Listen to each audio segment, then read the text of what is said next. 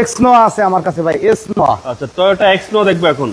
Toyota S নোয়া, Toyota S নোয়া ভাই, পিছন দিয়ে শুরু করি আজকে। জি,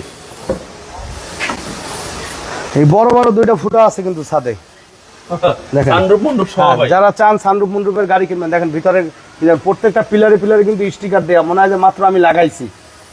দেখেন Okay. অরিজিনাল জাপানিজ স্টিকার, মানে এগুলো সব জাপানি অরিজিনাল। সাইডের পার্টিশন দেখেন,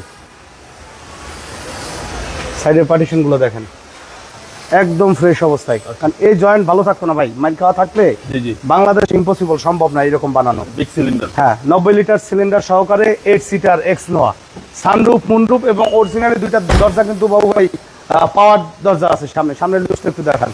এটা সেন্সর সহকারে কিন্তু পাবে। ডোর পাওয়ার। জি জি, পাওয়ার ডোর। বন্ধ করা ভাই, ওই সাইড আটকানো না, আচ্ছা, এর জন্য বন্ধ করা। ওকে, অফ করা, বাট আসলে আপনারা ভালোভাবে দেখতে পারবেন সানরুফ মন্ডপ সহ।